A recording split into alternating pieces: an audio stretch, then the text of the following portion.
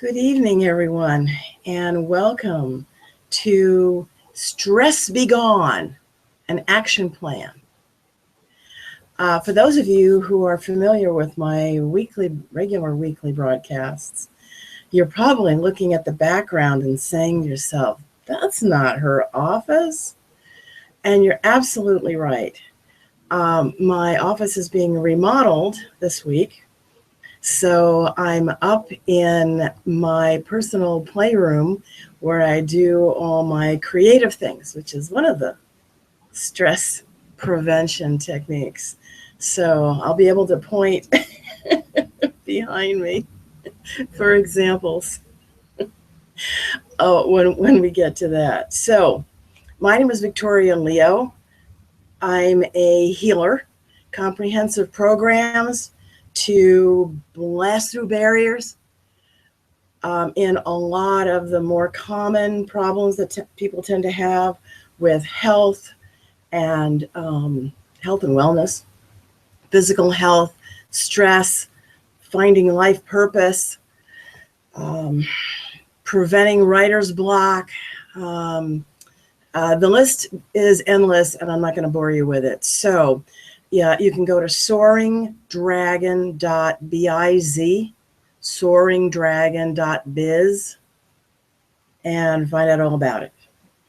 I also invite you to sign up with my Facebook group, Healing Minds, Healing Bodies, or go visit me, pay attention to my blogs on blogspot.com. It's Soaring Dragon in Japan. I'm not in Japan, that's just the name of it. soaringdragoninjapan.blogspot.com. Okay. I do go to Japan once a year. So anyway, so why am I talking about stress? Well, first question is, am I even qualified to talk about stress? And the answer is absolutely. I am a licensed mental health professional. I have a master's degree in psychology, a master's degree in biology. I taught human anatomy at the college level for many years. I'm the author of multiple books. My first book, we're coming up on the anniversary of the publication of my first book by Prentice Hall in 1985. Oh my God, in the last century.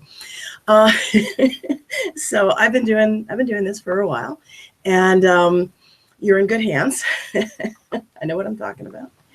I'm a certified coach. I'm a clinical hypnotherapist. I'm a master teacher and of Usui, Holy Fire, and Karuna Reiki. I practice and I teach the emotional freedom technique, also known as tapping, and multiple other things. So, what is stress? The problem with stress is what it does to your body. We all know how we feel. You know what stress feels like. It's primarily coming from a situation where your desire for something is being frustrated. You want something and you can't have it, or you don't have it, or you don't want something, diabetes, and you got it anyway. Okay, so you're feeling angry, frustrated, blocked, So when I talk about my business, I talk about blasting through barriers, because there's a barrier, and with all my skills, I'm very focused on blasting it away so that you can live the life that you want. It doesn't make reality go away, please note. I'm not God. I'm not making reality go away, but I am giving you back your life and your power. And that's why I'm calling this broadcast, Take Back Your Power. Because the problem with stress, there's several problems with stress.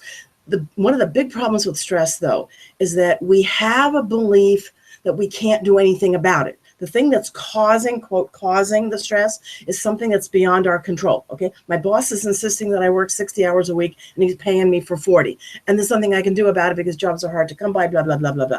I've got a mortgage, and I've got kids, and, and I'm trapped. That is the thought that's causing the stress, okay? And I'm not saying that our thoughts are unreasonable. If you've got an unreasonable manager, thinking that your boss is unreasonable when he or she is not unreasonable. Okay. I'm not saying that. There are a lot of people out there who will say, oh, just, change how you think, and ultimately, of course, that is part of the task. But I'm going to start by saying your conclusions and your feelings and your thoughts are not unreasonable. They're not. Okay. So what causes stress? Something in your head, some thought activates the nerve that goes from your brain to your adrenal glands. And they pump out something commonly known as adrenaline. It's actually, biologically speaking, something called epinephrine, another hormone, norepinephrine, and then cortisol. And cortisol, if folks out there are trying to lose weight, cortisol is the hormone that tells your body, oh my God, the saber-toothed tigers are attacking. Hold on to your fat. When you feel stress and cortisol is produced, it's telling your body to hold on to fat. Is that what you want? So someone comes to me and says, I want to lose weight. I say, great, let's talk about your stress situation. Because that's ground zero in that particular war. It's ground zero in a lot of battles, all right? So what we're talking about when we're talking about stress is we're talking about something that makes your limbic system go, I'm in danger, I'm being attacked, I'm being frustrated, I'm in trouble. And this is starting a chemical cascade inside your body. Now, why is it that we can't, it's like, yeah, I know, I've got stress. Yeah, I've got stress. And we tell ourselves, I've got stress. I've got too much stress for years, but we don't do anything about it. Now, you all are doing something about it. You're here. Okay. So yay. Why do the people around you not do anything about it? This is actually, if you're interested in this, you want to learn about this, there's a wonderful book called Scarcity. And it's written by a group of psychologists, okay, and looking at the neurobiology of the brain. And they're looking at something called the tunnel, right? We all, when we become stressed, instead of being able to think of solutions, all the solutions that exist, and being able to look at a situation in all its very appropriate complexity, what we do is we tunnel. We tunnel on just a few things that we think we can do, or we tunnel on the fact that we can't do anything. We're focused on, it's like, yeah, I know I should exercise, I know I should eat vegetables, blah, blah, blah, whatever, but I got to get this work done. Okay, I got to get this, I got to get the kids, and I got to the grandparents, and I got to do all these things. It's like, yeah, on the stress. But I've got this urgent stuff. What's happening inside your body that is taking, okay, sit down for this. Stress will take, if you don't do something about it, it will take 7 years off your lifespan. And when you're 25 and you know that you're immortal, you're never going to die, this might not mean much. But for my listeners who are over 40, over 50, you're starting to get intimations that you're not actually immortal. Death is actually going to happen to you someday. And wouldn't you like to be healthy and have more of it? Assuming you ever retire, wouldn't you like to actually live long enough to do something after you have some fun when you retire? Yeah. 7 extra years. It's one of the markers for people who have a higher probability of coming down with dementia, Alzheimer's, right? Horrible fate. And again, if you're deep in denial, no bad things are ever going to happen to me, this might not matter. But facts are facts. What stress is doing, these stress chemicals are tearing up your arteries, making arteriosclerosis, high blood pressure, wrecking your kidneys, right? Thousands of people die every year because their kidneys fail. Didn't have to. The kidneys were destroyed by high blood pressure, caused by diet, to be sure, and stress. Okay. Depression, diabetes, cancer. There are 14 different kinds of killer cancers that are directly linked to stress. Dumping epinephrine, norepinephrine, cortisol in your body day after day after day after day is killing you. The problem is it's killing us slowly. It's not like, oh, in our face. Because if it were, we'd pay attention. We'd say, the heck with my boss. I need to save my life. Because my children would like me to be in their lives for a long time. I would like to see my grandchildren. In fact, I want to see my grandchildren walk down the aisle at their wedding. And if I'm going to do that, I need to prioritize me and my health. Okay?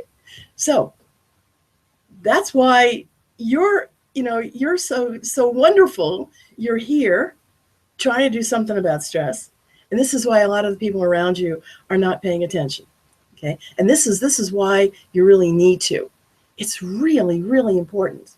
The number one thing you can do for your longevity is get rid of stress.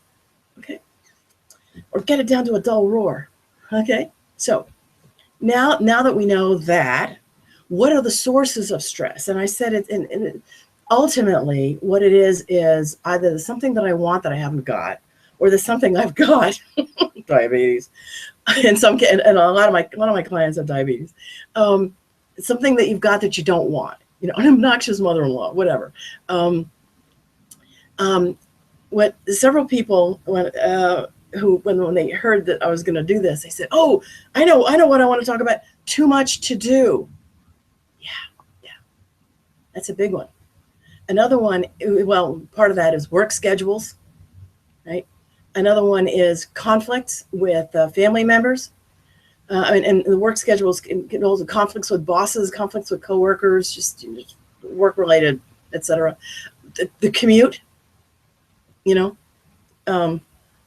live in the Puget Sound area, and there are a huge number of express buses and commuter trains. It's wonderful. You drive to the transit center, you hop on the bus, and just bliss for an hour. Oh my God. And on the way home, somebody else deals with the traffic. Bliss.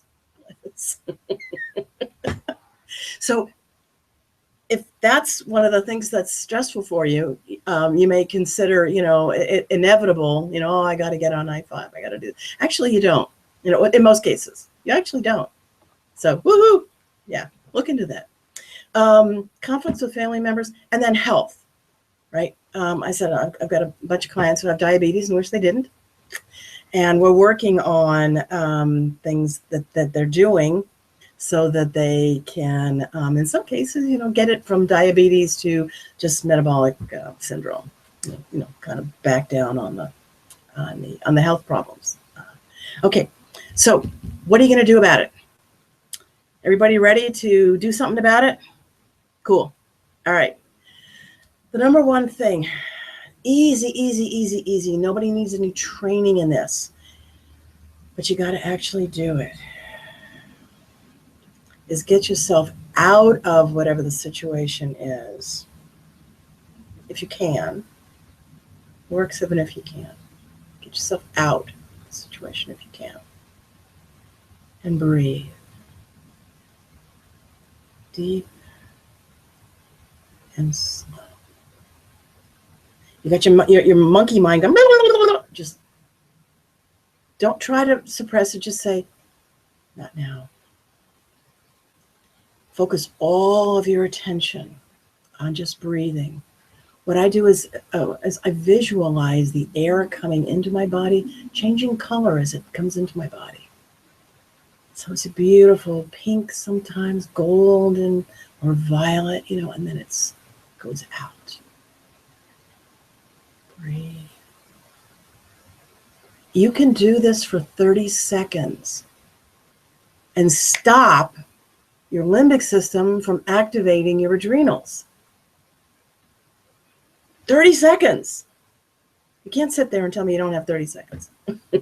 President Obama has 30 seconds. And he's got a pretty stressful job.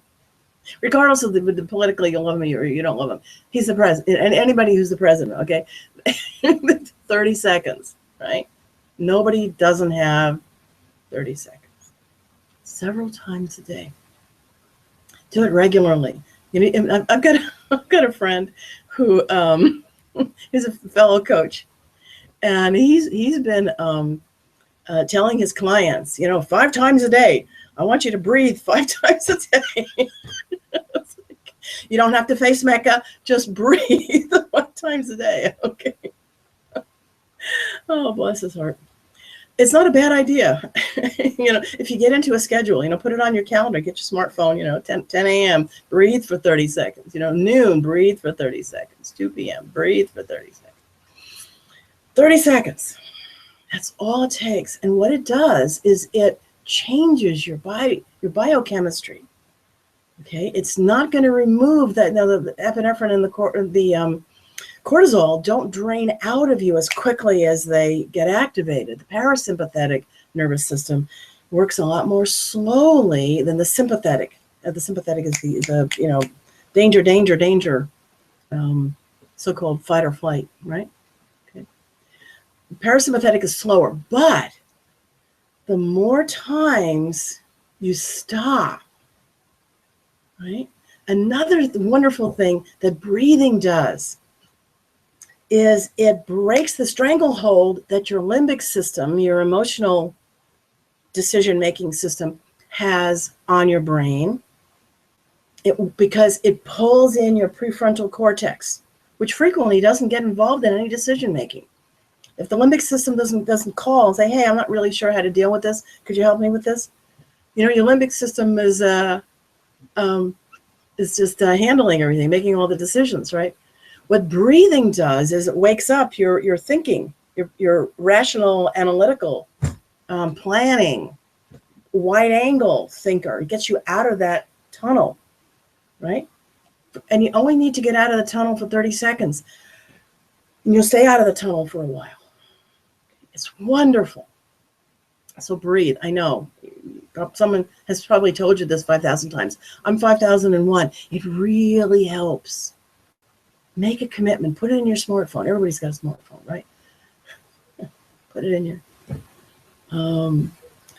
Another thing that is absolutely wonderful, preventing stress as well as dealing with it, is movement, especially moving the large muscles in your torso, your legs, right?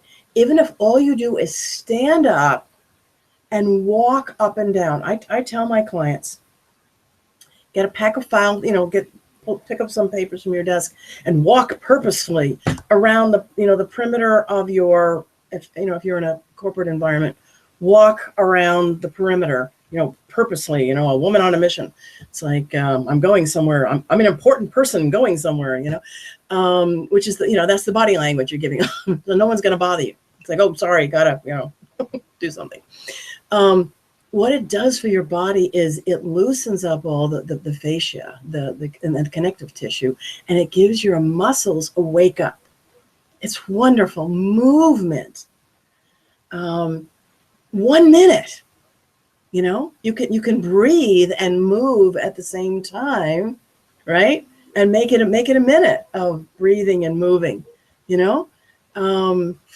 There are forms of walking meditation that I talk of. If you're on my YouTube channel, you already know where my YouTube channel is. If you don't, it's Human Bio, the number 4, Human Bio 4 everyone. Okay, and there's a it's technical quality is is a little how do I say this? I had the flu when I recorded it, so I'm coughing. I sound like this, but the content is good. Okay, and someday when I have nothing better to do with my time, I'm gonna re-record it because it makes it sound like I'm dying, and I'm actually not. Yeah, walking, right? Just move your body, get yourself. It's so wonderful. Now, I also have a class on exercise motivation. Yeah, I know. I start talking about exercise, people think, I can't do it. I don't have the time. Blah blah blah blah blah. If I had the time to exercise, okay, we'll work on that. All right. For now, I have a class on the online platform Sparkle, ZPARKL, called Transform Your Relationship to Movement. It's only $19.95. You can afford it. Go ahead, give it a whirl. Lots of practical advice on incorporating movement, doing housework just a little bit more vigorously, doing the things that are fun. You need me time, and you're taking me time. You're watching television. You're going for mani-pedis. All these things that you're doing are you're trying to give yourself what you need. You need it. Your limbic system knows that you need it. Exercise is an even more effective way to get some me time. I go to the gym for me time because when I'm at the gym, I've got these library books on crocheting and all kinds of leisure time reading. And sometimes I listen to audiobooks. I've got clients that do all kinds of things. I've got a client who knits while she's bicycling. Hey, knitting is fun. And for me, fantasizing about creating all these things is fun. It's me time, and it's creative. It's engaging my whole brain while my body is generating chemicals that are taking the cortisol and the epinephrine out of my body and removing all these health risks, right? And everybody's terrified of cancer. It's like stop being terrified. Take action. Do something. Okay. 20 minutes every day. 20 minutes of me time every day. And you can, obviously, there's no such thing as preventing cancer because there's millions of reasons why things happen, including spiritual reasons, I don't discount that, but anyway, but you can lower the probability of the unnecessary stuff. Okay, so consider my class and consider talking to me about it, right? I am the last person on this planet who is going to denigrate or make small your large barriers, okay? These barriers exist. Yes, I know that. So second strategy is movement. Third strategy is formal meditation. And I don't mean, by formal, I don't mean sitting on the floor, right? I mean something other than just breathing, okay? There's mindfulness meditation. There's walking meditation. I wrote a book called Take Back Your Lost Heart. It's about, taking back your life. And it's a toolkit, right? How to meditate, multiple different types. There's like 300 different forms of meditation in the world. You can't possibly hate all of them. You can't possibly be bad at all of them. You can't possibly even have tried all of them. I haven't tried all 300. And I teach this stuff. So I talk about some forms of meditation, talk about some visualizations. My favorite is visualizing a solution to a situation where, you can't stand somebody. Building a bridge, people you can't stand. Not a conscious one, a deep unconscious one. I've seen it do miracles. Yeah.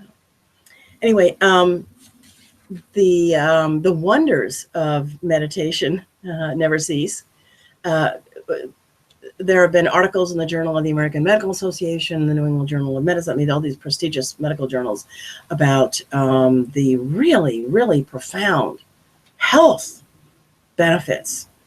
People have, gone off high blood pressure medication. They've lost weight. They've stopped beating up, gangbangers have stopped, beating each other up.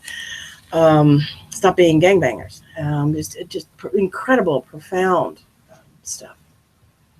There's my book also talks about journaling. And then the other thing that my book talks about is restructuring your thinking. Because remember at the very beginning of this broadcast, I talked about what happens is you have a thought, and that generates a message to your adrenals, right? To activate them, I'm in danger. Some of these thoughts, and again, other people will, but I'm not saying these thoughts are unreasonable.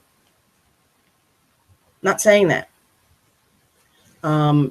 What I'm saying is it's really important to know what you're thinking. Capture these thoughts, write them down, and then examine them. For example, I didn't get promoted. That's a fact. I did not get promoted. That is a fact. But what happens afterwards? What do you think about yourself because this happened? And if you're like most people, you're thinking, I'm a loser. And your thinking brain is really good at saying, okay, so you didn't get promoted. How many people didn't get promoted? Okay, there were 20 applicants for this position. That means 19 high-performing, really amazing, cool people are losers. One of these people has a PhD and is the author of a new book. He's a loser? No. Well, if he's not a loser, I'm not a loser either. Just because I didn't get this promotion doesn't mean I'm a loser. Yeah. And you can talk back to these beliefs. Getting to the root of where these beliefs is coming from usually needs the services of somebody like me. I'm a hypnotherapist. Yeah, I can get down into the deep levels of who you are and get the parts of you talking to each other, right? So that you know how you really feel, and you can talk your thinking brain and your memories of the past. All these levels can talk to each other, so that you can become a person who doesn't get the promotion and goes, okay, let me figure out who can I talk to figure out why I didn't get the promotion. Because if I know why, if I know what happened, what did I say? What do I need to do? Oh, the person who got hired has an MBA and I don't. Okay, I get that. I don't think you need an MBA to do this job, but it's not completely unreasonable to say, that I want somebody who has all that really intense education on the subject of, doing budgets and blah, blah, blah. Okay, it's not unreasonable. Okay, so I'm either going to get an MBA or I'm going to try for another promotion that where that's not relevant. Okay, so this talking back, and again, not attacking the original conclusion, just asking, is that 100% true? Is it 100% true that I'm a loser? Is that the only possible conclusion that a rational human being a reasonable human being could come to on that basis. Would the people who know me say, "Oh, you didn't get promoted. Oh, what a loser"? No. And if the people who love you think you're a loser, I think you need, another. You need to hang out with different people. So, and I'm sure that they don't. I'm sure that they don't. Okay. One of the things, again, that's in my book, that is about how you think, is you may be having a lot of stress because you're trying to change or control another person. And especially when you love the person, especially if this person came out of your body, or this person, this is your offspring or your adopted offspring, right? It is so hard to really truly believe that you cannot control them. The instant an individual turns 18, you have lost your moral right to try to tell them what to do. You can ask, would you like some thoughts on that? Do you want to brainstorm? And when the person says, no, thanks, Mom, or Dad, or Uncle Bill, or whatever, or best friend Sally, what you need to do is take a deep breath and refocus your attention on your life. Really, really hard. I know. But, and one of the things that most of us, when someone says you can't control other people. And I have to tell myself this 50 times a year. Myself, it's just this thing. Actually, not 50 times. It used to be 50. I'm like maybe 5. I'm actually way beyond this this particular thing. But got lots of other quirks I'm dealing with, but not this one. That's why I've got so much peace of mind. I'm not trying to control other people. But anyway, what happens is we hear you can't control other people, and what that gets translated to in our mind is you really shouldn't, which is totally different. When I say you can't, I don't mean you really shouldn't. What I mean is you literally can't. You have no control over other people. You can nag them, you can annoy them, you can push them away, you can piss them off, you can motivate them to do the opposite of what you're suggesting, but you cannot control other people. And a lot of us can't, just can't believe this until you get into hypnotherapy and your deep soul says, no, honey, you really can't. And oh, by the way, I've got a few things in our life here that I wish you'd pay attention to.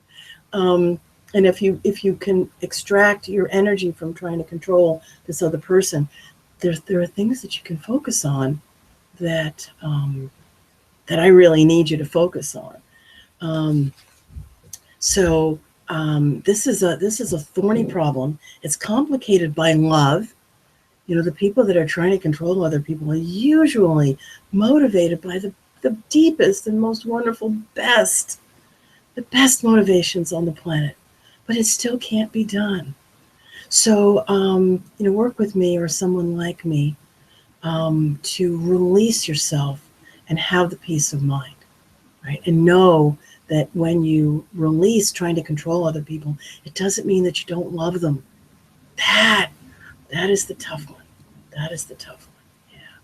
So, one of the wonderful tools for dealing with stress is something a lot of you probably are already either know about or were trained in, and maybe you're doing, maybe you're not doing, is Reiki.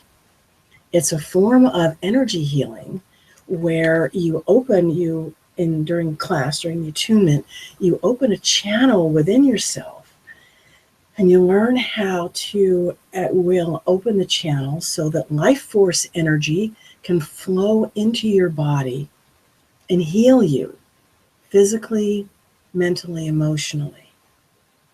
The American Medical Association says that Reiki has been proven to a bunch of doctors, right, to be effective for pain control and anxiety, right? Anxiety, worry, stress, right? There's limited / anecdotal, not the deepest, most rigorous proof that it's also effective with other things, but it is absolutely effective for what we need it for, which is stress. So call me, call someone else, learn Reiki from someone who's really good. There's also tapping, the emotional freedom technique. This, again, doesn't take a huge amount of time. Reiki can be done anywhere.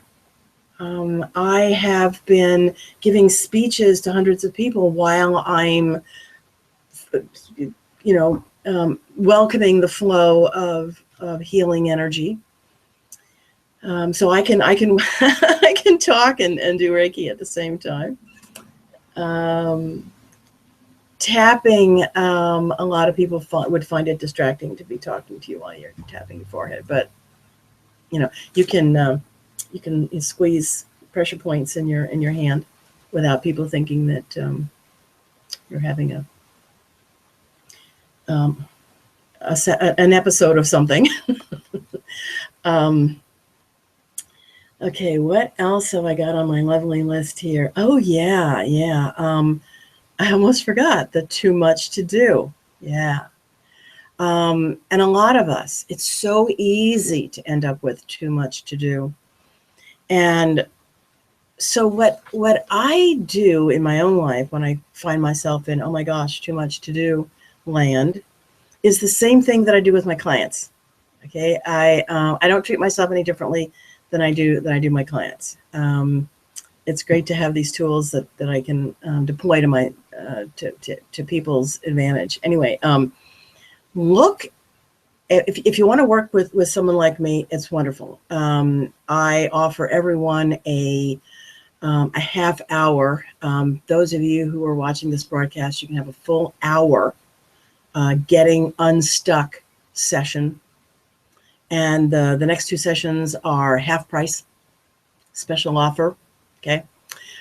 Because what you want to do is you want to dig into, make a list of all the things that you have to do on a regular basis, and then write down, you can't just think about it, you have to write down the emotional, and it's always emotional. Hey, we're human beings. This is the emotional is not a pejorative word coming out of my mouth. Look at the reasons why you have to, not want to or could, but have to do this thing. Okay. If I don't feed the kids, they're going to starve. Yeah, okay. If I don't schlep all the way to Philadelphia at Christmas, my children are going to be emotionally marred because they saw their grandparents in April instead of December. Maybe not. Maybe not. You see, you can look at these when you write them down. You can do that cognitive analysis. It's like, I believe that my children must see their grandparents at the busiest travel time of the year. And my parents are telling me, I've got rights, and don't you love me, and all that emotional blackmail stuff. Right? And so I'm going to look at all that and I'm going to say, is this true? Is it actually true? Are my children actually going to be harmed? Is the world going to come to an end? Right? Are my children going to grow up, sociopaths because they don't spend Christmas with their grandparents every single year? And when I say it that way, I mean, obviously, no. What was I thinking, right? But we tell ourselves these things. And again, not to beat yourself up, not to beat anybody else up. Not. But simply to say, in order for me to have less to do, so that I've got some meat, so I've got time for my health. If I don't have time for my health, if I'm shortening my lifespan, it had better be because I'm saving the human race from destruction by alien monsters, or I'm throwing myself in front of a charging grizzly bear to save my children. If I'm going to die young, it's going to be for some reason like that, not because I killed myself with stress for these kinds of things. So write down all the things you have to do. And then with my help, or by yourself, or with someone else, breathe, get really calm, and then write down what your analytical mind is telling you. Is this absolutely a matter of life and death? Because if it is, feeding the kids, feeding myself, paying the IRS, doing my taxes, okay, then it stays in the have to list. If it's not, then I evaluate and I make a clear decision based on reality. Okay. I could go on for hours. There's so many wonderful tools, and there's so many things that we can all do. Creativity. I do a class on creativity, and creativity feels like it's one of these optional, if only I had time. I had somebody say to me, oh, well, if I were single, I'd do that. It's like, oh, honey, this is somebody who spends money on mani-pedis and time on mani-pedis, but she doesn't have time to feed her soul. She's helping herself feel beautiful, yes, which is wonderful, but she's not feeding her soul. This is feeding my soul. And it doesn't take a lot of time. And it doesn't take a lot of money. I've got a $5 watercolor set, including some cheap brushes. I've got some acrylic paints. They cost $1.49 per color. And the canvases cost $2. And I have so much fun. I do that for 20 minutes. And I feel like I just came back from a 2-week vacation. It is amazing. My body says, thank you. So there's a lot of other techniques that I also could be sharing. But the focus on cognitive talking back